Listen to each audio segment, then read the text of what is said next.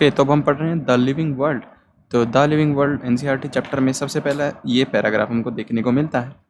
Okay, तो ये ज़्यादा कुछ नहीं, ज़्यादा इंपॉर्टेंट नहीं बता रखा व्हाट इज़ लाइफ इंडीड, इसके ऊपर पॉन्डर कर रखा और ये चैप्टर लाइफ के अबाउट ही है। तो ये जो है देखते हैं व्हाट इज़ लिविंग 1.1। तो बेसिकली इस पैराग्राफ में क्या गया है, जब भी हम लिविंग के बारे में बात करते हैं तो हम एक कैरेक्टरिस्टिक के बात करते हैं। लिविंग को नॉन लिविंग से उसके कैरेक्टरिस्टिक जो है अलग करते हैं, जैसे कि growth, reproduction, ability to sense environment, ये कुछ इस तरह की कैरेक्टरिस्टिक होती हैं। जैसे metabolism, ability to self rate, self organize, ये सब लिविंग बॉडी की कैरेक्टरिस्टिक हैं, ये दिखती हैं, अनडाउटली ये फैक्ट्स हैं। तो इसके बाद हम पढ़ते हैं इनको 1 बाय 1।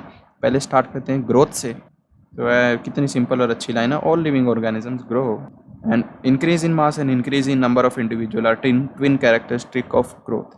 तो मास भी बढ़ता है और नंबर भी सेल्स का बढ़ता है, बेसिकली उसी को ग्रोथ बोलते हैं। मैं इतना बड़ा हो गया क्योंकि सेल डिवाइड किए और उनका नंबर बढ़े, नंबर बढ़ा तो मेरा मास बढ़ा, फैट बढ़े, फैट स्टोरिंग सेल्स बढ़े, बेसिकली सेल्स के अंदर, या फिर कह सकते हैं कि फैट बढ़ा तो कंपोनेंट बढ़ा, मास बढ़ा और नंबर बढ़ा। These are the twin characteristic of growth, increasing number and increase in mass. तो बेसिकली प्लांट और एनिमल में डिस्टिंग्विश करें इन टर्म्स ऑफ ग्रोथ, तो प्लांट तो अपनी लाइफ स्पैन में थ्रू आउट जो है ग्रोथ करते हैं until and unless they die. पर एनिमल में जो ग्रोथ होती है वो एक सर्टेन एज तक दिखती है। जैसे हमारी ना 18 साल की उम्र तक एटलीस्ट हर चीज़ की मेचोरिटी आ जाती है, बॉडी हैज़ ग्रोन कम्प्लीटली। इसके बाद सब दांत वात सब आ चुके हैं, तो उसके बाद ग्रोथ नहीं होती, उसके बाद हाइट नहीं बढ़ती किसी की। फिर भी ये नहीं है कि सेल डिवीजन एब्सेंट होता है, सेल डिवीजन होता है उधर भी, बट यू नो दिस कि सिर्फ और सिर्फ वो है इंजरी के टाइम पे हीलिंग में काम आता है। तो बेसिकली अब यूनिसेलुलर की बात करें एनिमल प्लांट के बाद, तो यूनिसेलुलर तो बेसिकली उनके लिए ग्रोथ और रिप्रोडक्शन एक ही चीज़ होती है, उनके लिए वो ग्रो करते हैं सेल डिवीजन से। इस लाइन का बस यहाँ तक ये मतलब है। इसको कैसे हम प्रूव कर सकते हैं, इन विट्रो उगाओ और देखो उनकी कॉलोनी बढ़ जाती है, नंबर बढ़ जाते हैं, कॉलोनी ग्रो होती है। सो उनकी growth is the characteristic of cell division. Now I am gonna give you a banger. तो in majority of higher animals and plants, growth and reproduction are mutually exclusive event. What does this mean? Mutually exclusive मतलब growth और reproduction अलग अलग होती हैं। एक आदमी ज़रूरी नहीं है अगर उसको ग्रो करना है तो उसको रिप्रोडक्शन ही करनी पड़ेगी। पर in case of a unicellular organism, growth and reproduction are synonymous, ये एक से दो में बन जाएगा। तो इसके लिए ग्रोथ और रिप्रोडक्शन एक ही बात है, इनके नंबर बढ़े तो इसको कहते हैं हम ग्रोथ। पर ये बेसिकली इसका डीएनए भी एक तरह से रेप्लिकेट, इसकी प्रोजेनी भी बनी है, तो इसके लिए या पर एक बड़े स्केल पे यार अगर मेरे सेल डिवाइड हो रहे हैं तो इसका मतलब ये नहीं मैंने रिप्रोड्यूस कर लिया। तो बेसिकली अभी इन लाइनों में कहती है एनसीईआरटी की, बेसिकली ऐसे तो अगर increase in mass is a characteristic of growth, तो नॉन लिविंग थिंग भी जो है बेसिकली ग्रो कर सकती हैं, ऑसम। पर एक दिक्कत होती है, बेसिकली वो ग्रो तो कर सकते हैं पर उनके ऊपर एक्यूमुलेशन होता है किसी चीज़ का, मास जब भी बढ़ता है, पंखे के ऊपर डस्ट है, बट इंसान हमेशा या फिर कोई भी लिविंग चीज़ वो अंदर से बाहर की तरफ ग्रोथ होती है, जबकि नॉन लिविंग में बाहर से अंदर की तरफ ग्रोथ होती है। So growth therefore can not be taken as a defining property of living organism, as simple as that. अब अगले कैरेक्टरिस्टिक है लिविंग ऑर्गेनिज्म की भी, रिप्रोडक्शन। तो बेसिकली मल्टीसेलुलर ऑर्गेनिज्म के अंदर रिप्रोडक्शन का मतलब होता है बेसिकली अपनी प्रोजेनीज बनाना, जो बिल्कुल थोड़ी सी वेरिएशन हो पर मेनली अपने जैसी, उनकी फिजियोलॉजी अपने जैसी ही हो तकरीबन। तो इसको सेक्सुअल रिप्रोडक्शन बोलते हैं मल्टीसेलुलर ऑर्गेनिज्म में। पर ज़रूरी नहीं है मल्टीसेलुलर ऑर्गेनिज्म सिर्फ सेक्सुअल रिप्रोडक्शन, वो एसेक्सुअल रिप्रोडक्शन से भी जो है रिप्रोड्यूस करते हैं। जैसे फंजाई होती है, वो स्पोर बनाती है कितने सारे अपने ऊपर, एस्कोस्पोर, जाइगोस्पोर, ये सब जाइगोस्पोर, ये सब, हाँ, कोनिडिया, ये सब एसेक्सुअल स्पोर होते हैं फंजाई के। ये अगर मिलियंस में है तो मिलियंस में फैल जाते हैं and spread easily due to the millions of ये जो प्रोड्यूस करते हैं, ठीक है। तो ये भी एक सेक्सुअल रिप्रोडक्शन का मेथड होता है। मल्टीसेलुलर ऑर्गेनिज्म जैसे कि फंजाई में प्लेनेरिया तो अपने आप को रीजनरेट ही कर लेता है, एज वी नो इट। और फंजाई, एल्गा हो गया, fragmented alga, filamentous alga, protonema और मोसिस, ये तो मोसिस जो है बेसिकली मोसिस के protonema of mosses easily multiply by fragmentation, ये भी है। But when it comes to unicellular organism like bacteria, unicellular alga और amoeba, reproduction is synonymous with growth, that is increase in number of cell. Have already defined growth as equivalent to increase in number of mass. Wow, सिर्फ increasing number of cell, I'm sorry। तो basically शुरू से करते हैं, unicellular organism में growth और reproduction are synonymous, awesome, क्योंकि वो basically increase in number of cell, जैसे कि मैंने आपको पहले भी बताया है। तो in unicellular organisms we are not clear about the usage of these two terms, that is the growth and reproduction. Wow, पहली तो बात ये है, इसको अगर हम लिविंग कैरेक्टरिस्टिक लें तो यूनिसेलुलर ऑर्गेनिज्म में रिप्रोडक्शन कहाँ होती है, ये तो हर लिविंग चीज़ में होना चाहिए, तो उनके अंदर तो ग्रोथ रिप्रोडक्शन एक ही चीज़ है, ये वो क्या बात हुई। या फिर दूसरा है कि जो भैया आप बताओ कि ये जो कई जो होते हैं बेसिकली ऑर्गेनिज्म, वो रिप्रोड्यूस नहीं करते, वो स्टेराइल होते हैं। जैसे कि अपना म्यूल हो गया which do not reproduce, mules हो गया, वर्कर बीज होगी, और ह्यूमन कपल, कुछ इनफर्टाइल ह्यूमन कपल भी होते हैं, वो रिप्रोड्यूस नहीं करते। क्या वो लिविंग नहीं है? Yes, they of course are living, but they can not reproduce. इसका मतलब क्या है? Hence reproduction also can not be all inclusive defining feature of, right? Of course this is true that non-living objects cannot divide or reproduce, but yeah, reproduction cannot be taken as a all inclusive defining feature of life. So the next characteristic of a living system is a metabolism. तो basically सभी के अंदर chemicals होते हैं, chemicals के उनके अंदर conversion चलते रहते हैं, बहुत अलग अलग तरह के बायोमोलिक्यूल्स होते हैं लिविंग सिस्टम्स के अंदर।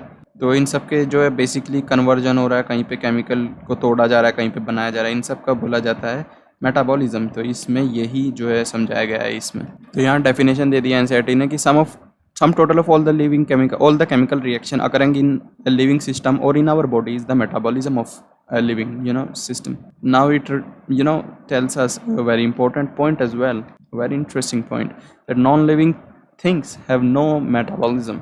Yeah, that's for sure, but we can simulate or we can conduct these metabolic reactions in cell-free systems, in vitro conditions, outside the body of an organism as well, in test tubes. पर क्या कहोगे, क्या वो living है या non living है? वो ना तो लिविंग है, वो ना ही नॉन लिविंग है, वो सिर्फ और सिर्फ एक केमिकल रिएक्शन है। केमिकल रिएक्शन ना ही लिविंग होता है ना ही नॉन लिविंग होता है। उसके अंदर के कॉपर को मैं कह सकता हूँ कॉपर इज़ नॉन लिविंग, समझ रहे हो? पर ये नहीं कह सकता कि भाई chemical reaction is non living. यार one it doesn't make sense anywhere. It's a process, you can not say that is living और नॉन लिविंग। तो एनसीईआरटी इस चीज़ को अब आगे जस्टिफाई अपनी ब्यूटी दिखाती है इधर। वो कहती है, hence while metabolism is a defining feature of all living organism without exception, but the isolated metabolic reaction in vitro are not living things but surely living reaction. wow, कि जो basically ना तो वो हमारे एक टेस्ट ट्यूब में reaction, ना ही वो लिविंग है ना ही वो नॉन लिविंग है, ये एक श्योरली लिविंग रिएक्शन है। ये लिविंग जो है सेल के अंदर होता है, पर इसको आप ये नहीं कह सकते कि ये लिविंग थिंग है, not a living thing but surely they are living reactions. हम इतना ही कहेंगे इसके बारे में। So metabolism indeed is a defining feature of all the living organism without any exceptions man. So hence metabolism का क्या मतलब? Metabolism occurs inside a cell, so cellular organism of a body is the defining feature of life forms। और cellular organism indirectly metabolism से जो है आपको पता ही है रेफर कर रहा है मेटाबॉलिज्म को। So amazing. अब अगली बात करती है कॉन्शियसनेस की। कॉन्शियसनेस बेसिकली है क्या? The ability of a living organism to be able to sense its environment. हम अभी जो है ह्यूमंस तो यार सेल्फ कॉन्शियस भी होते हैं, वो खुद के भी अंदर क्या चल रहा है उसके भी अवेयर होते हैं। तो awareness, wow, awareness is the key, awareness is the key. भाई अवेयरनेस में कुछ छुपा है बहुत तगड़ा। जिसके ज़्यादा जितनी अवेयरनेस है वो उतना सुपीरियर है। वाओ, अवेयरनेस मतलब अपनी सराउंडिंग को सेंस कर पाना। वाओ, कैसे कह सकते हो? चलो आप बताओ कि भैया ऑर्गेनिज्म कैसे करते हैं। जैसे फोटो पीरियड होता है कई उसका, वो जो हमारा बेसिकली दिन का वो होता है, सीजन बोल रहे हैं। Reproduction in photo period affect reproduction in seasonal breeders both plant and animals. ये एक अच्छा एग्जांपल है कि हम सेंस कर पाते हैं। और प्लांट तो जो लाइट, वाटर, इन सब के भी, टेम्परेचर, ग्रेविटी, इन सब के जो है वो करते हैं, इन सब से respond. Even pollutants as well, lichens are good example of SO2 indicators, जो कि SO2 के प्रेजेंस में नहीं उगते हैं। सो अभी consciousness is without any exception, without any doubt, therefore it becomes the defining property of living organisms। ठीक है? So cellular organization and consciousness are two defining feature of any living organism। This is what I can say for sure till now। तो अब आगे बात करती है NCERT. बस गपशप अब इसको ख़त्म करने जा रही है एनसीईआरटी कह रही है कि यार कुछ जब ये ह्यूमंस के अंदर बात आती है तो लिविंग डिफाइन करना इतना आसान नहीं है, क्योंकि कुछ लोग होते हैं जो कोमा में चले जाते हैं, उनका हार्ट और लंग्स ये सब जो है बॉडी की जो हमारे फिजियोलॉजिकल सिस्टम है बॉडी का, वो तो चल रहा है, पर वो दिमाग से ब्रेन डेड है, वो सेल्फ कॉन्शियस नहीं है, वो सोच नहीं पा रहे, उनके ब्रेन एक्टिविटी बिल्कुल ज़ीरो है इस टाइम पे। ब्लड जा रहा है, सब जा रहा है, but brain activity is zero. तो विल यू से देम एज लिविंग और आर दे नॉन लिविंग? और इसके बाद कहती है हायर क्लास में हम पढ़ोगे कि जितने भी लिविंग फिनोमिना है वो सब जो है एक सेल के नहीं होते, वो कुछ सेल के इंटरेक्शन की वजह से। आपका ये मेरा ये हाथ है, ये हाथ इसके सेल की वजह से नहीं है, इसके सेल जब मिल के एक इंटरेक्ट करते हैं अंदर अंदर मिल के, वो ये हाथ बनाता है, ना कि दीज सेल्स। ऐसे ही हमारे जो ऑर्गेनली कुछ फंक्शन करते हैं, ये एक ऑर्गेनली कुछ नहीं होती सेल में, उसको डिफाइन नहीं कर सकते। एक ऑर्गेनली सेल को लिविंग नहीं बना देती। वो जब ऑर्गेनली आपस में इंटरेक्ट करते हैं, जैसे एंडोमेम्ब्रेन सिस्टम कितने कमाल से इंटरेक्ट करता है, वो होता है बेसिकली असल में एक लिविंग सिस्टम। हमारा ब्रेन, हार्ट, लंग्स कैसे इंटरेक्ट कर पाते हैं, this is the characteristic of a living system, interaction with each other. तो अब लाइफ को डिफाइन करती है लिविंग ऑर्गेनिज्म को, किसी को भी NCERT. Living organisms are self replicating, evolving, self regulating, interactive systems capable of responding to external stimuli. वाह, कितनी सिंपल और सटीक, सस्ते सुंदर, टिकाऊ जो है डेफिनेशन है ये। वाह। तो now living, what is living, what is non living हमने डिफाइन कर दिया है। अब हम देखते हैं व्हाट इज़ लिविंग वर्ल्ड के अंदर क्या है, क्या लिविंग वर्ल्ड को स्टडी कर सकते हैं क्या, लिविंग वर्ल्ड कैसा है, उसके अंदर क्या क्या डाइवर्सिटी आती है। So let's see that as well. तो एक और बार रिवाइज करवा दूँ, मैं करवा ही देता हूँ। तो सेलुलर ऑर्गेनाइजेशन या फिर metabolism is the defining property of life along with consciousness, and humans are self-conscious as well. That was important. And property of all the living organism occur due to interaction among them, and growth cannot be taken as an exclusive property, defining property of living systems, along with I'm really sorry, along with reproduction, because some people are sterile as well. तो अब देखते हैं diversity in living organism, विभिन्नताएं। तो basically NCERT शुरू करती है, आप अपने आसपास देखते हो कितनी वैरायटी है, बर्ड्स, आपके पक्षी, और अगर आप जंगल में जाते हो तो आप और वैरायटी देखते हो। तो हम अपने आसपास each different kind of plant, animal और एनी ऑर्गेनिज्म दैट वी सी, जिसको हम देख सकते हैं, वो एक स्पीशीज़ होती है किसी भी उसकी, किसी एक बड़े ग्रुप की एक स्पीशीज़, उसको हम स्पीशीज़ बोलते हैं साइंटिफिक टर्म में। जिसको आप देख सकते हो, जिस लिविंग ऑर्गेनिज्म को, वो एक स्पीशीज़ है। औसम। और जितने हमको आज तक नोन है, हमने रिकॉर्ड कर रखे हैं, number of species that are known and described are between 1.7 to 1.8 million. इतने हमने जो है नियरली 18 लाख, 17 से 18 लाख के बीच में हमने जो है रिकॉर्ड कर रखे हैं स्पीशीज़। तो ये जो इतनी सारी स्पीशीज़ आ रही है, कैसे कैसे डिफ़र कर रही हैं, इसको हम बोलते हैं बायोडाइवर्सिटी इज़ द और the number and types of organism present on earth due to earth के एडेप्टेशन के हिसाब से हमने आपको चेंज कर रखा है। इस पैराग्राफ में एनसीईआरटी कह रही है कि यार हमको एक साइंटिफिक नेम की ज़रूरत होती है, अब एक नोमेनक्लेचर हमको चाहिए कि हम अगर किसी को एक ही प्लांट का जो है दो अलग अलग, नरेला और बवाना में ही, किसी को धतूरा बोलते हैं, उसको सफ़ेद कुछ बोल देते हैं, पत्ते वाला बोल देते हैं, समझ रहे हो। तो एक कॉमन नेम चाहिए जो वर्ल्ड में अगर कोई भी पढ़े तो समझ जाए कि इसकी बात हो रही है। तो particular organism known by the same name in all over the world, इस प्रोसेस को बोलते हैं और नोमेनक्लेचर उसका। और नोमेनक्लेचर की प्रोसेस का सबसे प्रीकर्सर होता है आइडेंटिफिकेशन, जो हमको अच्छे से डिस्क्राइब करना पड़ता है कैसा है ये, क्या है ये। जैसे एक वो है पैंथेरा लियो है, पैंथर है मतलब, समझ रहे हो, ऐसे शेर, 4 पैरों वाला चलने वाला, लियो शेर, मतलब आप समझ सकते हो, जो नॉट वरी अबाउट इट। तो अब साइंटिस्ट ने नोमेनक्लेचर के लिए कुछ वो बनाए रूल्स। तो ये रूल्स अब किसी का भी जो है, बेसिकली इन्होंने रूल्स लिख दिए हैं अब हमारे बायोलॉजिस्ट ने ऑल ओवर द वर्ल्ड। अब इन रूल्स को फॉलो करके आप किसी भी जो है ऑर्गेनिज्म का साइंटिफिक नेम निकाल भी सकते हो और पता भी कर सकते हो, निकाल सकते हो और बेसिकली उससे समझ सकते हो ये क्या कहना चाह रहा है, ये साइंटिफिक नेम का मतलब क्या है। तो बेसिकली किसी भी प्लांट के लिए साइंटिफिक नेम दे लेंगे, जो रूल्स हैं वो लिखे हुए हैं एक बुक में जिसका नाम है international code for botanical nomenclature, ICBN। और एनिमल्स के सारे रूल्स लिखे हुए हैं international code of zoological nomenclature, ICZN। And scientific और नेम्स इंश्योर कि सबका एक ही नाम हो, एक स्पीशीज है तो उसका एक ही नाम और अलग अलग ना हो। सूरजमुखी को सनफ्लावर भी बोल सकते हैं, पर अच्छा यही होगा कि हम लैटिन में जो उसका नाम है वो बोलें। आम को मैंगो की जगह मैग्नीफेरा इंडिका बोल सकते हैं, तो ये बात है। तो ये इंपॉर्टेंट है, the description of any organism should be enable the people in any part of world to arrive at the same name. Amazing. तो यूनिवर्सली एक्सेप्टेड प्रिंसिपल होता है साइंटिफिक नेम का एक। तो साइंटिफिक नेम के 2 कंपोनेंट होते हैं, पहला कंपोनेंट होता है जेनेरिक नेम, दूसरा होता है स्पेसिफिक एपिथेट। और इस तरह के नोमेनक्लेचर जहाँ पे 2 वर्ड्स का यूज होता है, इसको हम बोलते हैं बायोनोमियल नोमेनक्लेचर, 2 नेम बड़ा नोमेनक्लेचर, ठीक है। और इसको हमारे महान कैरलस लिनियस साहब ने दिया था। हम इसको एक्सप्लेन करेंगे with the help of mango. तो मैंगो का साइंटिफिक नाम होता है Mangifera indica, Mangifera indica, okay. इसका बायोनोमियल नेम है और ये नेम मैग्नीफेरा जो है, इस नेम में मैग्नीफेरा जिसका एम बड़ा है ये रिप्रेजेंट करता है इसका जेनेरिक नेम। और जो इंडिका है बेसिकली जो स्मॉल लेटर से स्टार्ट हो रहा है, और बेसिकली जब टेक्स्ट में टाइप वो प्रिंट करते हैं तो इटैलिक में होता है, टेक्स्ट में करते हैं तो सेपरेट अंडरलाइन कर देते हैं। जो स्मॉल आई से शुरू होता है इंडिकेरा, ये एक पर्टिकुलर उसकी स्पीशीज़ को जो है डिनोट करता है, स्पेसिफिक एपिथेट। तो ये इसने कहा कि भैया ये रूल्स पढ़ लो। तो botanical name are generally in Latin, ये बहुत इंपॉर्टेंट है कि ये लैटिन में लिखे होते हैं बोटानिकल नेम, कभी भी ग्रीक मत समझ लेना, ठीक है। But they are written in italics, separately underline, printed in italics and indicate. Italic में क्यों प्रिंट करते हैं? तो इंडिकेट देयर लैटिन ओरिजिन।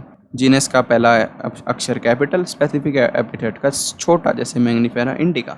और अगर आपको साइंटिस्ट का भी नाम लिखना है मैग्नीफेरा इंडिका के बाद, तो पहले तो ऑथर बेसिकली जिसने सबसे पहले इसको डिस्क्राइब किया था, तो लिनियस ने किया था। तो मैग्नीफेरा इंडिका के बाद बस उसका नाम कैपिटल से उसके नाम की शॉर्ट फॉर्म लिखनी है, लिन, ठीक है, मैग्नीफेरा इंडिका लिन। तो कैरलस लिनियस ने इसकी पहले डिस्क्रिप्शन दी थी ICBN में, तो इसके नाम की शॉर्ट फॉर्म यहाँ आ गई है। तो अब आता है हमारा अगला टॉपिक क्लासिफिकेशन का।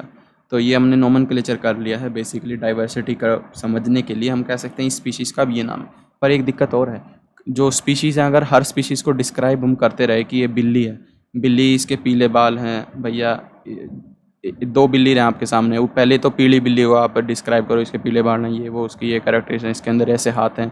फिर दूसरी सफ़ेद बिल्ली को करो, इसके अंदर भी ऐसे ही हाथ है, इसके अंदर भी ये इस तरह का ही पेट है, इस तरह के बस बाल सफ़ेद हैं। तो अगर आप इस तरह से करते रहे, इस जो है छिपकली की लाल खाल है, इस छिपकली की काली खाल है, तो मर ही जाओगे, आप कर नहीं पाओगे। 1.7 मिलियन तो 1.8 है। पर अगर हम एक वो बना दें कि ये दोनों बिल्ली हैं और एक बिल्ली की कैरेक्टरिस्टिक लिख दें, बिल्ली की ऐसी कैरेक्टरिस्टिक हो सकती हैं, ये मेन कैरेक्टरिस्टिक बिल्ली की है, कुछ वेरी कर सकते हैं जैसे सीड कोड, तो हमको पढ़ने में कितना आसान हो जाएगा। तो ऐसे क्लासेस बना देना कि बिल्ली बन गई, बिल्ली के अंदर ये सब हैं, सारे रंग की बिल्ली बिल्ली है। तो समझ रहे हो, इसको बोलते हैं हम क्लासिफिकेशन। तो classification the process by which anything is grouped into convenient category based on some easily observable characters, जैसे कि plant, animal, dog, cat, insect. तो moment we use this terms we associate certain character to this organism और this group. Cat का मतलब 4 पैरों वाली, ऐसी आँख वाली, दून खड़े कान, this is how it is. तो साइंटिस्ट जो हैं बेसिकली कैटेगरी का लैटिन में मतलब होता है जहाँ से इसकी और टेक्सा, तो हम कहते हैं कि टेक्स्टा की बेसिकली अगर एक तो है कि मैं कहता हूँ मान लो सैलामेंडर भाई, और एक मैं कहता हूँ ऊपर की रेप्टाइल। तो रेप्टाइल कैटेगरी है और सैलामेंडर भी कैटेगरी है।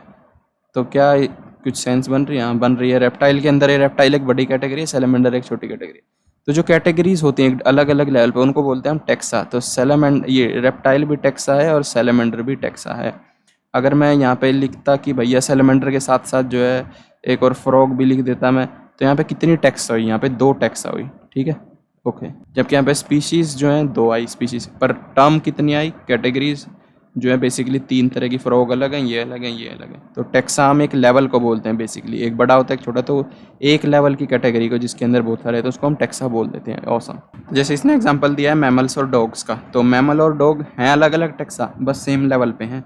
Therefore animal, mammal, dog represent taxa at different level. तो ये है, दैट्स इट। एनिमल के अंदर मैमल है, मैमल के अंदर डॉग है, पर ये तीनों टेक्सा अलग अलग हैं। ये बड़ा टेक्सा है, ये उससे छोटा, ये उससे छोटा। तो अब क्लासिफिकेशन करना ऑर्गेनिजम्स का इन टेक्साओं में, कुछ टेक्सा बना दी हमने, फिक्स कर दी भाई इतनी टेक्सा होंगी, मान लो 7 टेक्सा हो गई, तो हम कहेंगे कि भाई 7 ही में प्लेस करना है। अब आपको इस जो टेक्सिफिकेशन बोलते हैं इसको, बेसिकली टेक्सा में डालना, इस क्लासिफिकेशन जिसमें टेक्सा में हम डाल रहे हैं, क्लासीफाई से बक्से लगा रहे हैं, इसको हम बोलते हैं taxonomy arranging in Texas. Amazing. तो एक और जो है यहाँ पे लिखा हुआ है बात, internal structure along with structure, यानी कि एक्सटर्नल स्ट्रक्चर, डेवलपमेंट प्रोसेस और इकोलॉजिकल जो है information of organism are essential form of modern taxonomy. तो ये भी आ सकता है कि पूछ लेंगे क्या इकोलॉजिकल इन्फॉर्मेशन टेक्सोनोमी में काम आती है? तो बिल्कुल आती है। एक्सटर्नल इंटरनल स्ट्रक्चर भी आता है, और जो है बेसिकली डेवलपमेंट प्रोसेस भी आती है, ठीक है। तो अभी एनसीईआरटी कहती है characterization, identification, classification and nomenclature are process that are basis of taxonomy. तो कैरेक्टराइजेशन बिल्कुल है, आइडेंटिफिकेशन मैंने बताया है आपको, क्लासिफिकेशन बिल्कुल बताया है क्या होता है, क्लासिफाई करना कि ये आएगा इसमें, ये आएगा उसमें, ये है ऐसा, ये है वैसा। और नोमेनक्लेचर साइंटिफिक नेम। टेक्सोनोमी के बारे में डिटेल में पढ़ेंगे। तो इस पैराग्राफ में बेसिकली वह टैक्सोनॉमी कोई नई चीज़ नहीं, हम तो पहले से करते आ रहे हैं। कुत्ता बिल्ली आपको बचपन से पता है, यानी कि सबको पता है कुत्ता बिल्ली पालते थे, तो कुत्ता का मतलब कुछ होता होगा। बेसिकली ये फूड और शेल्टर से रिलेटेड होते थे। पहले वाले क्लासिफिकेशन मेनली भुट्टा, जो बेसिकली भून के खाते हैं ऐसे, तो क्लासिफिकेशन पहले खाने वाने के बेसिस पे होती थी। तो earlier system classification system are based on the uses of various organism. खाने वाने नहीं, फूड ठीक है बेसिक नीड के होती थी, for their basic need food clothing, but mainly there uses of various organism. Amazing. जैसे भुट्टा, कुत्ता जिसको पाल सकें। ओके, तो सिर्फ ये नहीं जानना चाहते थे ये ह्यूमन बींग कि क्या ज़्यादा तरह के ऑर्गेनिज्म के क्या क्या होते हैं, डिफरेंट टाइप ऑफ ऑर्गेनिज्म कौन कौन से हैं, बल्कि वो जानना चाहते थे इनकी डाइवर्स, इनके बीच में रिलेशनशिप भी क्या है। जैसे कुत्ते और बिल्ली के बीच में क्या, बिल्ली और शेर के बीच में क्या रिलेशन, तो कहानी सुनाते थे, बिल्ली जो है शेर की मौसी होती थी, उसको चढ़ना नहीं, तो ये भी करते थे। इसको बोलते हैं जब रिलेशनशिप हम निकालते हैं अलग अलग ऑर्गेनिज्म के बोल के, इस तरह की एक स्टडी को बोलते हैं सिस्टमैटिक्स। इसके अलग से साइंटिस्ट होते हैं भाई, अपनी ज़िंदगी तानीन करते हैं सिस्टमैटिक्स को, तो इसको तो नाम तो हम याद ही रख सकते हैं, systematics, deriving relationship among organisms, among a diverse group of organisms. और यह आया वर्ड सिस्टेमा से, जो कि इतना इंपॉर्टेंट कि कैरलस लिनियस ने अपनी बुक का नाम दिया था सिस्टेमा नेचुरे as the title of his publication, Carolus Linnaeus. तो किताब आ सकता है सिस्टेमा नेचुरा किसने लिखी है, तो लिनियस की बुक थी सिस्टेमा नेचुरे। वाओ। और सिस्टेमा नेचुरे बेसिकली सिस्टेमैटिक्स का जो बेसिक प्रिंसिपल होता है वो है evolutionary relationship between organisms. So basically systematics और जो है अपनी वो बेसिकली फाइलोजेनी रिलेटेड है एक तरह से। फाइलोजन सिस्टेमा बेसिकली सिस्टेमैटिक्स की बेसिस है फाइलोजेनी। तो फाइलोजेनी मतलब रिलेशनशिप निकालना। अब उन रिलेशनशिप के बेस पे जो है ऑर्गेनिजम्स को एक सिस्टम में लगाना, मतलब समझ रहे सिस्टेमैटिक्स हुआ। Now let's deeply study what are the various taxonomic categories. तो बेसिकली टैक्सोनॉमी क्या होती है, टैक्सा में बांटना सबको। तो एक कैटेगरी को मान लो, ये कुछ कैटेगरी आपस में बांट रखी हैं, इस एक कैटेगरी को एक लेवल पे बोलेंगे हम, ये इधर टैक्सा, सभी टैक्से हैं ये कैटेगरी, इसका नाम ही अलग से टैक्सा होता है। कुछ कोई टैक्सा बड़ी होती है, कोई छोटी होती है। तो इनको बेसिकली टैक्सा को ही एक टैक्सोनॉमिक कैटेगरी भी बोलते हैं। जैसे टैक्सा तो हो गई यार कि बेसिकली डॉग, टैक्सोनॉमिक कैटेगरी हो गई उसकी डॉग की क्या होती है, बस कुछ ऐसा मान लो लियो वो है शेर, तो पैंथेरा, ठीक है पैंथेरा उसकी जो है टैक्सोनॉमिक कैटेगरी, उसकी ये टैक्सा होगी पैंथेरा, और उसकी टैक्सोनॉमिक कैटेगरी बेसिकली होगी, टैक्सोनॉमिक कैटेगरी जो उसकी होगी नोमिक जीनस, पैंथेरा जीनस कैटेगरी होगी जीनस, और ये हो गया बेसिकली टैक्सा हो गया उसका पैंथेरा। अब समझे। तो टैक्सोनॉमिक कैटेगरी और टैक्सा में क्या या फिर टैक्सोन उसको जो है बेसिकली सिंगुलर के लिए इस्तेमाल किया जाए, तो ये टैक्सोन है उसकी। अमेजिंग। और इस हायरार्की को बोलते हैं टैक्सोनॉमिक हायरार्की। कितना सिंपल है। तो ये थी बस कुछ सिंपल टर्म टैक्सोनॉमी को पढ़ने से पहले। तो बेसिकली एक लाइन बस मैं ध्यान रखना चाहूँगा, कभी आ जाए तो सोच लेना हम यहाँ बात है। टैक्सोनॉमिक ग्रुप या category are distinct biological entities and not merely morphological aggregates. तो ये लाइन ओके हो सकता है, टैक्सोनॉमिकल कैटेगरी बायोलॉजिकल एंटिटीज, बस रट लें बेसिकली। अब देखते हैं क्या क्या हमने टैक्सोनॉमिक कैटेगरी निकाली है साइंटिस्टों ने बेसिकली। तो बेसिकली हमने जो निकाली है वो कुछ इस तरह से हैं। पहला है किंगडम, फिर दूसरी है फाइलम या डिवीजन। जो फाइलम हम एनिमल्स के लिए यूज़ करते हैं क्योंकि एनिमल किंगडम के अंदर फाइलम आता है, और डिवीजन हम प्लांट्स के लिए यूज़ करते हैं। अमेजिंग। फिर उसके बाद आता है क्लास, फिर आता है ऑर्डर, फिर आता है फैमिली, फिर आता है जीनस, फिर आता है स्पीशीज। तो कीप पॉट्स क्लीन और फैमिली गेट सिक। तो ये कितने हैं, ये है 1 2 3 4 5 6 7। तो 7 टैक्सोनॉमिक 7 डिस्टिंक्ट टैक्सोनॉमिक कैटेगरी साइंटिस्टों ने हमारे लिए निकाली, हमारे ज़िंदगी आसान करने के लिए, समझने के लिए चीज़ों को। और सभी, चाहे वो एनिमल हो, चाहे वो प्लांट हो, चाहे वो कुछ हो, सबकी लोएस्ट कैटेगरी जो होती है, लोएस्ट बेसिकली टैक्सोनॉमिक कैटेगरी वो होती है स्पीशीज़। तो यू नाउ में आज the question how to place an organism in various categories. कैसे कहाँ, मेरे को लाल आंखों वाली मक्के की बात कर रहा हूँ, तो उसकी कैसे क्लासिफिकेशन होगी। So we will see that, don't worry about it. तो बेसिक रिक्वायरमेंट होती है इस तरह की क्लासिफिकेशन है, वो है knowledge of the characters of an individual और ग्रुप ऑफ ऑर्गेनिज्म। ये आपको पता होना चाहिए, बिल्ली कैसी होती है, उसके हाथ पैर, पैरासूट सिस्टम, ये सब पता होना चाहिए। This help in identify similarity among individual of same kind of organism as well as. Amazing. कोई बकवास। अब बस ये डिफरेंट टैक्सोनॉमिक कैरेक्टरिस्टिक हमको पढ़नी है। बेसिकली सिस्टमैटिक से ही पहले देखेंगे बेसिक उसके कैरेक्टरिस्टिक क्या है, फिर उसको दूसरों से सेग्रीगेट करते ले आएंगे नीचे स्पीशीज तक। अमेजिंग। तो अब देख लेते हैं, नीचे से ऊपर की तरफ चलते हैं। स्पीशीज से जीनस, जीनस से फैमिली, ऐसे सिमिलैरिटी बढ़ाते चलते हैं। चलो फर्स्ट ऑफ ऑल स्पीशीज़। पहली इंपॉर्टेंट लाइन बेसिकली स्पीशीज़ को डिफाइन करते हैं। पहले वो तो एक अच्छी डेफिनेशन तो वही है रिप्रोडक्टिव वाली, कि स्पीशीज़ आर इंडिविजुअल, या फिर जिसको हम देख सकते हैं वो स्पीशीज़ है, ये भी अच्छी है। पर वो बुक्स की टर्म्स में जो रिप्रोड्यूस कर सकते हैं individually with it, freely reproduce कर सकते हैं, उसको स्पीशीज़ बोलते हैं। ओके, तो एक आदमी कोई भी हो इस दुनिया में, वो दो स्पीशीज़ को डिस्टिंग्विश कर सकता है just on the basis of morphological differences. हाँ, जैसे इसने एग्जांपल दिया है मैग्निफेरा इंडिका, सोलेनम ट्यूबरोसम और पैंथेरा लियो, इन तीनों का, ये तीनों नेम है, इनके आप स्पेसिफिक एपिथेट से ही बता सकते हो। देखो तीनों अलग अलग हैं, लियो, इंडिका और जेनरा को तो भूल ही जाओ, आप स्पेसिफिक एपिथेट से ही बता सकते हो। एक जीनस के अलग अलग वो हो सकते हैं स्पेसिफिक एपिथेट, जीनस सबका सेम हो सकता है, पर कभी भी स्पेसिफिक एपिथेट दो चीज ऑर्गेनिज्म का जिनके कैरेक्टरिस्टिक अलग अलग हैं कभी भी सेम नहीं हो सकता। This is very race. Genus में मॉर्फोलॉजिकल सिमिलरिटी आपस में हो सकती हैं पर बिल्कुल पक्की नहीं होंगी भाई। तो this is what it means, merely morphology के बेसिस पे हम बता सकते हैं ये दो हो सकता है सेम जीनस के हो या फिर सेम जीनस के ना हो, पर ये दो स्पीशीज़ के तो नहीं है। जैसे जो है हमारा अपना ये वाला डॉग जर्मन शेफर्ड और वो बुल्ली, ये दोनों है डॉग, पर भाई सिमिलरिटी देख के वजह पर ये सेम स्पीशीज़ नहीं है, ये बिल्कुल डिफरेंट है एक दूसरे से। दे कैन नॉट रिप्रोड्यूस फ्रीली, और कैन दे वेराइटी होती हैं बेसिकली, ब्रीड होती हैं अलग अलग, वो भी है, पर हाँ नहीं करते। जैसे पैंथेरा का एक और स्पेसिफिक एपिथेट होता है, जैसे टिगरी, ऐसे ही टिगरी और सोलेरम का निग्रम भी हो सकता है, सोलेरम निग्रम, ये होती है ब्लैकबेरी निग्रम, ठीक है, निग, तो जो है सोलेरम निग्रम से जो है ब्लैकबेरी हो सकती है। और सोलेरम मेलनगैना, तो मेलनगैना बेसिकली मेलन मेलन जैसा, यानी कि ये है अपना ब्रिंजल। और ह्यूमन बींग का होता है सेपियंस, हम स्पेशियन, इसका मतलब होता है वाइज, और होमो का मतलब होता है मैन, तो वी आर वाइज मैन। तो अब देखते हैं जीनस जो स्पीशीज़ के ऊपर होता है बेसिकली, जो सिमिलर स्पीशीज़ होती हैं जो मॉर्फोलॉजिकल कैरेक्टर में मिलती हैं आपस में, हम उनको एक जीनस में डाल देते हैं। जैसे यहाँ देखते हैं हमने डाला था पैंथेरा में लायन वगैरह को, सुलसी। तो देखते हैं जीनस की बेसिकली एक पहली डेफिनेशन है, comprise of a group of relatives which have more characteristic common in comparison to species of other genera. क्या बकवास, जेनरा को डिफाइन नहीं किया अच्छे से, बट मेन जेनरा की definition, genera are aggregate of closely related species. वाह, कितनी ब्यूटीफुल डेफिनेशन है।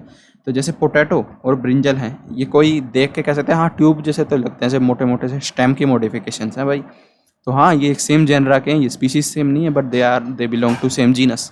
जैसे कि हमारे पैंथेरा फैमिली के लोग, पैंथेरा जीनस के लोग हैं, सॉरी पैंथेरा जेनरा के लोग हैं, जैसे Panthera leo, Panthera pardus, Panthera tigris, ये जो है पार्डस बेसिकली अपना था लियोपार्ड पार्ड, ठीक है, पार्डस, ये सब एक ही फैमिली के, दिखने में भी सेम एक जैसे ही लगते हैं, बहुत मॉर्फोलॉजिकल सिमिलरिटी है पर डिफरेंसेस भी हैं। Closely related species, yes these are, तो Panthera is a family of this. पर पैंथेरा डिफर करता है बहुत ज़्यादा फेलिस से। पैंथेरा बेसिकली, फेलिस जो कैट होती हैं अपनी, पर उसकी मौसी है, अलग अलग हैं जीनस इनके। दे आर जीनस में भी आपस में थोड़ी बहुत सिमिलरिटी हो सकती है जैसे बिल्ली और शेर में, पर यू कैन नॉट से दे आर सेम जीनस, समझ रहे हो क्या। They are taxa at same level but they are different in morphology. Genus की बात आती है फैमिली, कीप पोट्स क्लीन और फैमिली गेट सिक। तो अब फैमिली को सिक नहीं होने देंगे, फैमिली को पढ़ लेते हैं। जैसे हम आगे बढ़ते चलेंगे, अब फैमिली की तरफ जा रहे हैं, जीनस से तो सिमिलरिटी और कम होती चलेंगी। कैट फैमिली है भाई, उसमें ये फेलिस भी आ रही है, उसमें पैंथेरा भी आ रहे हैं, तो सिमिलरिटी कम होती चलेंगी धीरे धीरे। Family as a group of related genera, तो बेसिकली फैमिली के एग्जांपल देती है। जो बेसिकली फैमिली होती है बेसिकली बोथ जो है vegetative as well as reproductive features पे क्लासीफाई होती है, at least for a plant species as well as an animal, क्योंकि एनिमल में वेजिटेटिव नहीं होती, बट या रिप्रोडक्शन दोनों तरह की उनमें बेसिकली रिस्पॉन्सिबल होती है फैमिली की क्लासिफिकेशन। जैसे सोलेनम, पेटूनिया और दतूरा, इनकी जो रिप्रोडक्शन है एक जैसे होती है, vegetative as well as reproductive, तो इनको एक ही फैमिली में रखा गया है, सोलेनम, पेटूनिया और दतूरा को। सोलेनेसी में, सोलेनेसी फैमिली में क्या क्या आते हैं, सोलेनम, पेटूनिया और दतूरा, ठीक है। एसपीडी, पावर रेंजर एसपीडी, दुनिया के रखवाले, सोलेनेसी, सबको सोलने से बचाएंगे, ठीक है। तो power SPD, solanum, petunia, datura are part of solanaceae, amazing. और पैंथेरा और फेलिस जो अपनी कैट और बेसिकली लायन वाली फैमिली होती है, उसको रखा गया एक बड़ी फैमिली के अंदर, जीनस, इन दोनों जेनरा को, इन तीन जेनरा को, सोलेनम, पेटूनिया, दतूरा को फैमिली सोलेनेसी में रखा गया है। इन पैंथेरा और फेलिस जेनरास को दोनों को मिला के एक फैमिली में रखा गया है, जिसका नाम रख दिया फेलिडे। फेलिडे को बोला जाता है cat family, as you know felis से कैट से आता है। अमेजिंग। ऐसे ही डॉग और कैट अलग अलग होते हैं, हम ये नहीं कह सकते ये सेम फैमिली। क्या dog family same family, cat family same है? नहीं, सिमिलैरिटी है भाई। पतले पतले छोटे छोटे 4 पैर वाले होते हैं, कूद सकते हैं, ये वो कर सकते हैं, दांत टाइट होते हैं, पर नहीं, यू कैन नॉट से कि भाई ना, कि ये सेम फैमिली से हैं, ये बहुत अलग हैं, दूर परिवारों से हैं। रिलेटेड कुछ सिमिलैरिटी है, इसलिए ये अलग अलग फैमिलीज हैं। इनको हम बोलते हैं कैंडिडाई डॉग्स को, डॉग्स का नाम है बस। इसके बाद हम देखेंगे ऑर्डर में जाएंगे और सिमिलैरिटी आपस में कम होती चलेगी। जैसे कैट्स और डॉग को अब जो है एक ही ऑर्डर में रख दिया कार्निवोर्स में तो यार इनमें बहुत कम सिमिलैरिटी, पर हाँ खाते तो मांस ही हैं। तो अब एग्रीगेट कैरेक्टरिस्टिक के बेसिकली पे के ऊपर, जैसे सांस लेते हैं दोनों या फिर दोनों मांस खाते हैं, ठीक है, तो इन एग्रीगेट बड़ी बड़ी कैरेक्टरिस्टिक के ऊपर हम ऑर्डर में क्लासीफाई करते हैं अपनी टैक्सोनो, बेसिकली अपने इनको फैमिलीज़ को। तो order is an assemblage of family या फिर group of closely related families. जैसे यहाँ देखो अभी अपनी सोलेनेसी जो हमने पढ़ी है जिसके अंदर एसपीडी आते हैं, प्लस में सोलेनेसी प्लस में अपना ये कॉन्व्यूलेसी, इन दोनों को एक, ये बिल्कुल भी रिलेटेड नहीं है ज़्यादा, पर इनको एक एग्रीगेट कैरेक्टरिस्टिक के बेसिस पे कुछ भी हो, वो मान लो हरी लीव्स पाई जाती है, उनको कुछ भी कहना है, ऐसे एग्रीगेट कैरेक्टरिस्टिक के बेसिस पे एक ऑर्डर में रखा गया जिसका नाम है पोलीमोनेल्स। ओके, पोलीमोनेल्स बेसिकली होते हैं लार्ज, एक ऑर्डर होता है डाइकोटिलेडनस हर्ब शर्ब्स और ट्रीज का, ठीक है, तो ये होता है पोलीमोनेल्स। और कार्निवोरा में फेलिडे और कैंडिडे को रख दिया है। अब आते हैं क्लास। अब क्लास और जो है बेसिकली कैरेक्टरिस्टिक जो है कॉमन कम होते जाएंगे। दिस इंक्लूड्स रिलेटेड ऑर्डर्स या फिर group of closely related orders, या बहुत ही कम क्लास में जो है बेसिकली क्लास आ जाएगी। जैसे मेमेलिया, मैमल क्लास किसकी, जैसे मंकी, गोरिल्ला और गिब्बन एक जैसे है ना, तीनों बिल्कुल एक जैसे दिखते हैं, इनको मिला दिया गया है। ये बेसिकली मैमल्स होते हैं, मंकी, गोरिल्ला और गिब्बन मैमल्स, इनको मिला दिया गया है कार्निवोर्स के साथ। कार्निवोर्स भी बेसिकली मैमल्स ही होते हैं। तो बेसिकली ये पार्ट है, बेसिकली ये ऑर्डर होते हैं तीन अलग अलग, इनको मिला के क्लास में रखा गया जिसका नाम है मेमिलिया, अलोंग विद कार्निवोर्स, जिसके अंदर ये तीन ऑर्डर होते हैं बेसिकली, कैट और डॉग, टाइगर कैट डॉग। या इन तीन ऑर्डर को भी बेसिकली जो ये ऑर्डर तो एक है कार्निवोरा अपना, ये फैमिलीज़ हैं। ऐसे ये भी मेमिलिया भी एक जो है अपनी वो है, एक वो नहीं है, एक जो भी नहीं है, ये अपनी क्लास है जिसमें रखा गया। मंकी, गोरिल्ला, गिब्बन का ऑर्डर नहीं बताया हुआ, इनकी बस वो बताया हुआ है बेसिकली, ये मेमेलिया में रख दिया गया है। और कार्निवोर्स को भी मेमेलिया में रख दिया गया है। Amazing, cat dog. अब आते हैं फाइलम पे, फाइलम या फिर डिवीजन। तो फाइलम होता है प्लांट के एनिमल के केस में, डिवीजन होता है प्लांट्स के केस में। तो बेसिकली फाइलम का यहाँ एग्जांपल देती है एनसीईआरटी। हमारे fishes, amphibian, reptile, birds, manual on basis of king के अंदर नोटोकॉर्ड होती है और डोर्सल होलो न्यूरल सिस्टम होता है। इनको क्लासीफाई कर दिया गया है कोर्डेट्स के अंदर। तो ये वर्टिब्रेट्स में भी कोर्डेट्स होते हैं, नॉन कोर्डेट नहीं, कोर्डेट होते हैं। ये हमको पता, हमारे अंदर जो बेसिकली कोर्डा या जो भी बोल लो, नोटोकॉर्ड एटलीस्ट एमिनेंट तो होते ही हैं। We are chordates. Amazing brother.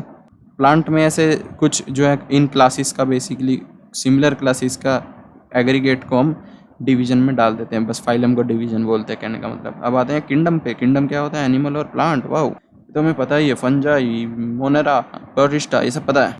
तो अब ग्रुप ऑफ रिलेटेड फाइलास को हम किंगडम में डाल देंगे, जो कि अल्टीमेट टेक्सोनॉमिकल क्लासिफिकेशन है हमारी। तो अब हमें कर लिया है सबको किंगडम में क्लासीफाई। तो यहाँ बेसिकली एनसीईआरटी कह रही है कि जैसे हमको आप मेन बेसिस क्या था हमारी इस हायरार्की को बनाने का, कि यार ये जो है बेसिकली कॉमन कैरेक्टर कितने जो हैं इनके अंदर मिलते हैं। तो जैसे जैसे हायरार्की बढ़ती रहती है, अपनी बड़े बड़े उस पे जाते रहते हैं टेक्सास पे, तो हमारे सिमिलरिटी कम होती रहती है।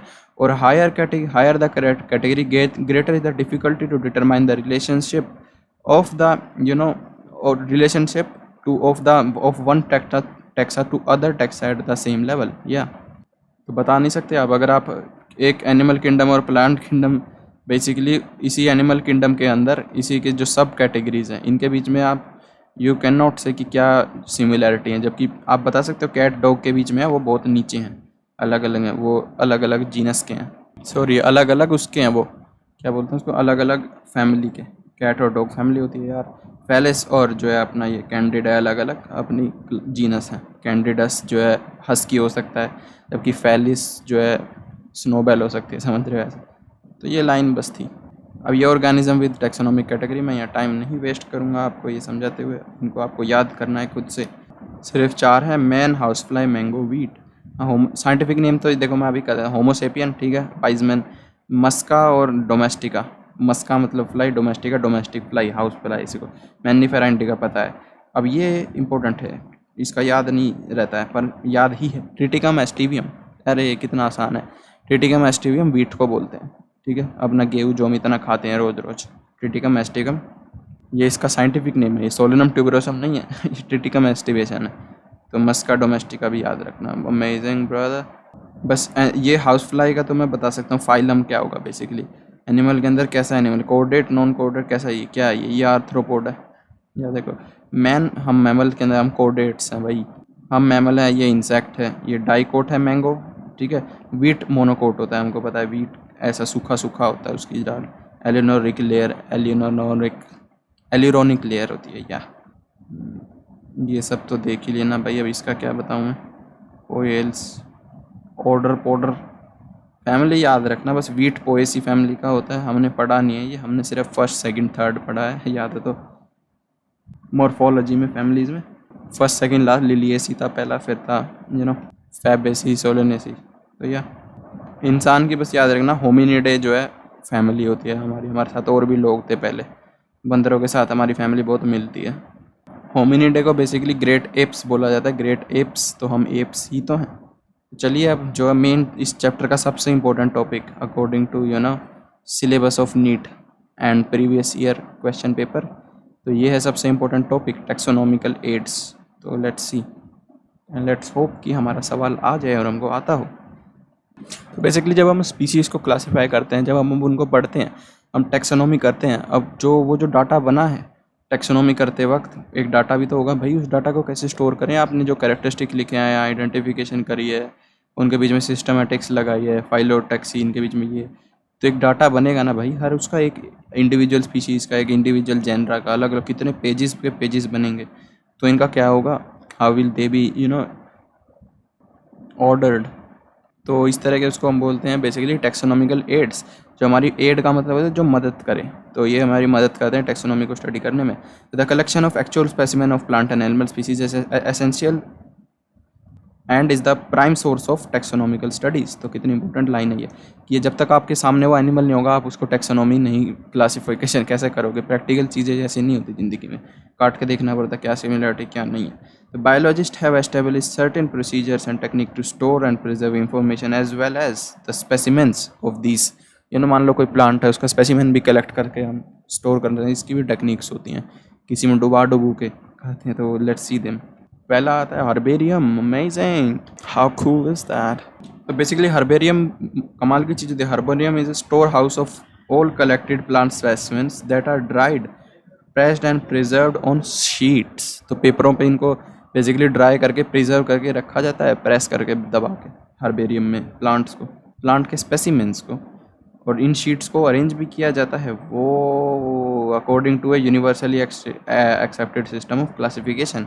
तो इनका ऑर्डर रखने का भी हर्बेरियम, ये जो पूरे इनमें ऑर्डर में लगाए हुए हैं, ऐसे नहीं किसी भी डब्बे में कुछ भी घुसा दो कहीं भी। एक अलग शेल्फ होगा हमारा सोलनम फैमिली का, एक अलग जो होगा हमारा किसी का बस सोलनेसी फैमिली का अलग होगा, लिलिएसी का अलग होगा, ऐसे ऐसे क्लासिफिकेशन सिस्टम होगा कुछ। तो this specimens along with their description on the herbarium sheet.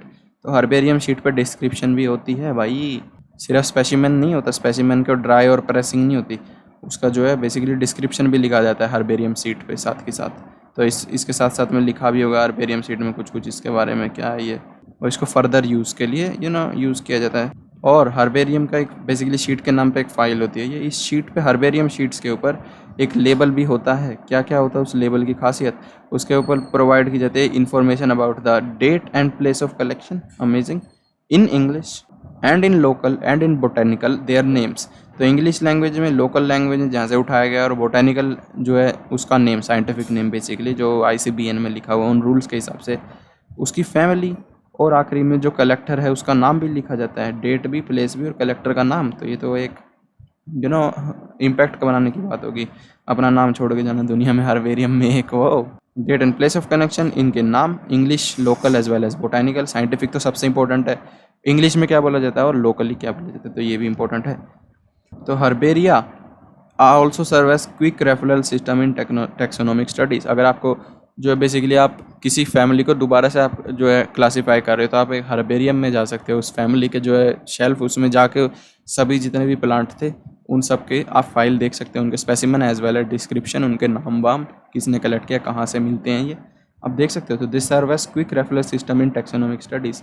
तो सबसे इंपॉर्टेंट लाइन पूरे हर्बेरियम की यही है, यही सवाल है। और जैसे ये मेरे साथ में एक हर्बेरियम शीट है, देखो इसमें ये सब डिस्क्रिप्शन एज वेल एज जो बोला हुआ था वो लिखा हुआ है, डेट एंड जिसका नाम है, डेट, प्लेस, उसके नाम इंग्लिश, लोकल और साइंटिफिक बोटेनिकल लैंग्वेज में, और डिस्क्रिप्शन भी।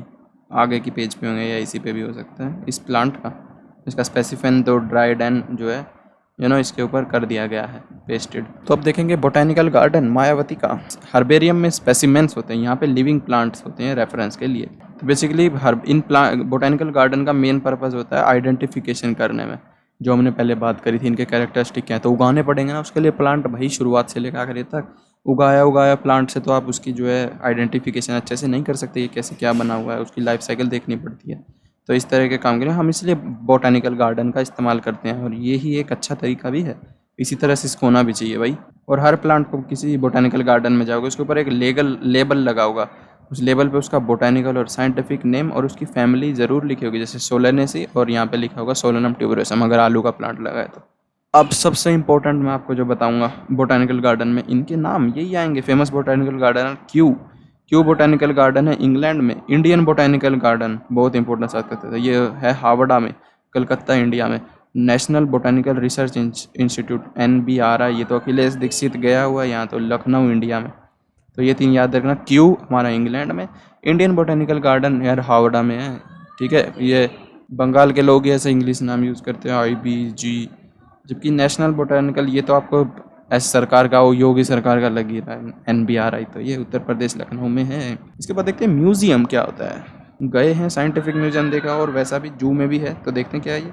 तो बेसिकली म्यूजियम क्या होता है? म्यूजियम होता है जब हम किन्हीं एनिमल्स और प्लांट्स को प्रिजर्व कर लेते हैं, उनके स्पेसिमेंट्स को बेसिकली जो मिलते नहीं है, ईजीली नहीं मिलते हैं म्यूजियम में, उनको रखा जाता है। जो कुछ जिनके बारे में कुछ स्पेशल है उनको हम प्रिजर्व कर लेते हैं, उन प्लांट और एनिमल्स को, उनके स्पेसिमेंट्स को, कि अगर मर भी जाए तो कोई दिक्कत नहीं, ये इतने तो है ना, इसका जीवन तो काम आ रहा है, इसका शरीर तो काम आ रहा है पढ़ने के।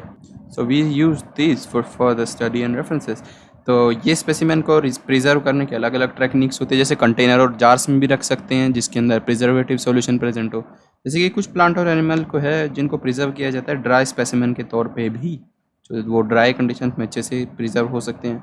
और इंसेक्ट को प्रिजर्व करने की एक अलग टेक्निक है, जिसमें एक इंसेक्ट बॉक्स नाम की चीज़ ली जाती है, उसमें इंसेक्ट को कलेक्ट किया जाता है, फिर उनको मारा जाता है, बेसिकली मार के कलेक्ट किया जाता है, और फिर उनको पिन कर दिया जाता है, उस बॉक्स के अंदर लगा दिया जाता है अच्छे से, एक बिल्कुल जो है अपना डिस्प्ले बोर्ड की तरह। और लार्ज एनिमल, जो बड़े एनिमल हैं जैसे बर्ड्स और मैमल, और उनको तो स्टफ़ ही कर दिया जाता है, उनको मार के उनकी मांस निकाल के अंदर से रुई से स्टफ़ कर देते हैं। So this is how it is. जैसे डार्विन के कुछ जो है एनिमल उनको स्टफ़ किया गया, जो डार्विन ने ढूंढे थे, जो इंग्लैंड में उसका म्यूजियम प्रेजेंट है। और म्यूजियम में स्केलेटन्स एनिमल भी होते हैं, जैसे हमने तो डायनासोर तक देख रखे हैं मतलब फिल्मों में। अब आते हैं जूलॉजिकल पार्क्स। जूलॉजिकल पार्क क्या होते हैं? बेसिकली दे अनेबल, यहाँ पे लाइव एनिमल्स को रखा जाता है सबसे बड़ी बात, और they enable us to learn about food habits and behaviour of these animals. यहाँ पे देखो इनको ऐसे ही उसमें रखा जाता है जहाँ से इनकी फूड हैबिट्स हम जान सकें। Wow, that is pretty amazing. इनकी कैप्टिविटी बिल्कुल ऐसी होती है जैसे इनको, ये तो नेचर में ही रह रहे हैं, अपने नेचुरल हैबिटाट में ही ऐसा ही बना देते हैं, सिमुलेट कर देते हैं इनके लिए। अब आते हैं लास्टली कीज़ पर। की इंपॉर्टेंट है। तो बेसिकली की का बेसिक प्रिंसिपल क्या होता है? हमने बोटेनिकल गार्डन में जो क्यों उगा देते हैं हम प्लांट को, कि उनको हम आइडेंटिफाई कर पाएँ अच्छे से जब वो उनकी लाइफ साइकिल को देख के। तो बेसिकली की का क्या काम होता है? बेसिकली की is a taxonomical aid used for identification of plants and animal based on similarities and dissimilarity। तो ये आइडेंटिफिकेशन का काम की के अंदर होता है। मान लो हर्बेरियम के अंदर आप किसी प्लांट के को आइडेंटिफाई करने की प्रोसेस कर रहे हो, तो उसका डाटा जो कलेक्ट होगा वो कीज़ के रूप में कलेक्ट किया जाता है। तो this is what it is. तो keys are used for identification. तो बेसिकली कीज़ के लिए कहती है NCERT एक important line, the keys are based on the contrasting characters generally in a pair called a couplet.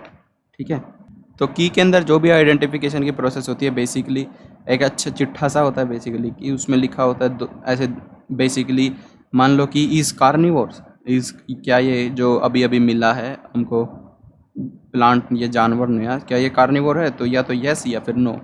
तो कुछ इस तरह से बेसिकली दो तरह की जो है कॉन्ट्रास्टिंग कैरेक्टर हो गया, तो कार्निवोर है या हर्बीवोर। तो इस तरह के कॉन्ट्रास्टिंग कैरेक्टर के पेयर को बोलते हैं हम couplet, and it represent the choice made between 2 option, जैसे कि कार्निवोर है या हर्बीवोर भाई ये। तो एक को एक्सेप्ट कर दिया जाएगा, एक को कपलेट में से रिजेक्ट कर दिया जाएगा जब हम उस क्वेश्चन का आंसर बेसिकली कर लेंगे, जैसे मैंने बताया हर्बीवोर्स या कार्निवोर्स। तो ईच स्टेटमेंट इन ए की इज कॉल्ड अ लीड। जैसे कि मैंने कहा एक लीड क्या थी अभी, क्या ये कार्निवोर है ये जानवर हमको मिला है, तो दिस इज अ लीड। तो separate taxonomy required keys are required for separate taxonomic categories. तो अलग अलग कैटेगरी का अलग अलग की है, सबको पता है। या कीज आर, देखो 2 बार लिख रही है identity, keys are used for identification purposes, animal को आइडेंटिफाई करने के लिए ये किस, अगर आपसे सवाल पूछा जाए एक नया एनिमल मिला है, इसको आइडेंटिफाई करना है हमको, एक ये किस टैक्सोनॉमिक कैटेगरी में आएगा, तो आप किस तरह के टैक्सोनॉमिकल एड का इस्तेमाल करोगे? तो यार सिंपली हम करेंगे कीज़ का इस्तेमाल। तो आइडेंटिफिकेशन प्रोसेस को करने के लिए हम करेंगे बेसिकली, ऐसे प्रोसेस अच्छे से करनी है तो उसके लिए बोटानिकल गार्डन। अगर एक्चुअल आइडेंटिफिकेशन करनी है, प्लांट मिला है और उसको कंपेयर करना हमको हमारे पहले पहले हमारी कीज़ से, तो वो होगा हमारा यहाँ से। Okay, keys are use for identification कर पर्पसेस। और एक और अच्छी स्टेटमेंट है, keys are generally analytical in nature. Analogy लगाई जाती है बेसिकली कीज़ में, जैसा कि मैं बताया, क्या ये कार्निवोर है या नहीं, यस ठीक, आगे बढ़ो। क्या ये हर्बीवोर है, नहीं, ठीक है, गलत बोल दिया। क्या ये पानी पीता है, हाँ पानी में रहता है, सॉरी, हाँ या नहीं, ऐसे एनालिटिक है ना, एनालॉजी लगा के निकाल रहे हैं। आखिरी में एनसीईआरटी बंद करते करते लिख ही देते हैं कि फ्लोरा मैनुअल्स और मोनोग्राफ और कैटलॉग्स भी कुछ और अदर मीन्स हैं हमारे रिकॉर्डिंग डिस्क्रिप्शन लिखने के प्लांट्स एंड एनिमल के, ये भी करेक्ट अच्छे से आइडेंटिफाई करने में मदद करते हैं।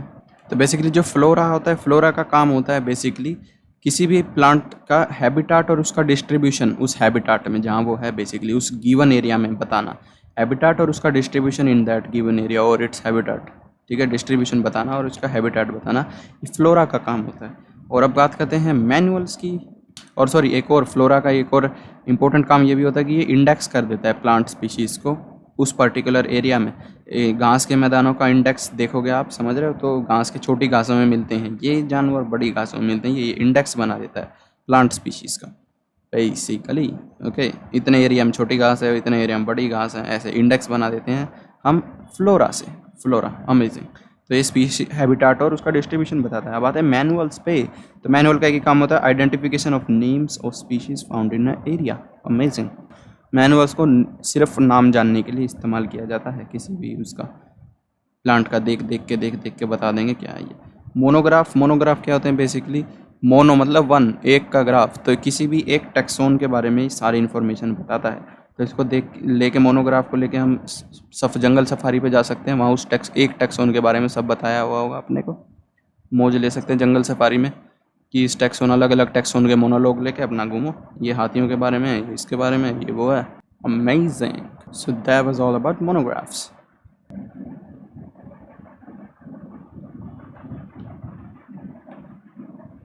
पढ़ लो इसे।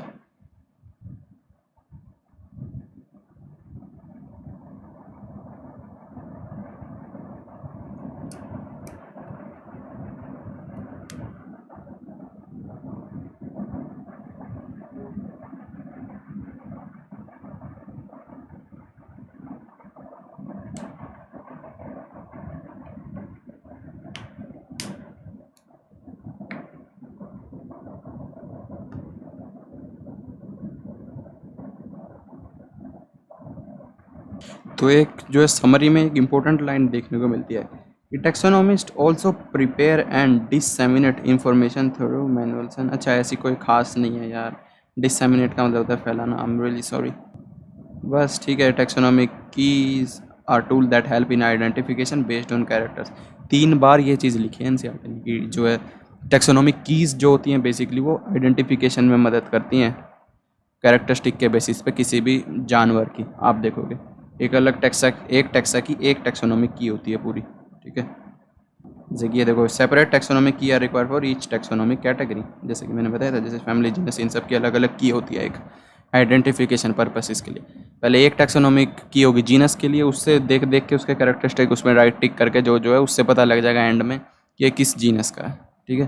फिर जीनस के बाद आप उस पर आओगे अपनी इसकी फैमिली, जी सॉरी स्पीशीज़ की, तो या फिर फैमिली भी जा सकते हो, दिक्कत क्या है, पता लग जाएगा किस फैमिली का है ये। या अलग अलग की अलग अलग होती है। Keys are analytical in nature, जैसा कि मैंने बताया कीज़ सबसे इंपॉर्टेंट है, ठीक है। अमेजिंग। इसी कपलेट में होता है, कपलेट स्टेटमेंट का बोलते हैं हम लीड, ठीक है, पता भी नहीं पर मेरे को याद है लीड है, हाँ a lead. Awesome, goodbye. तो यहीं तक था हमारा साथ इस चैप्टर के लिए। 1 घंटे के अंदर नियरली हो चुका है। Proud of that. Let's go.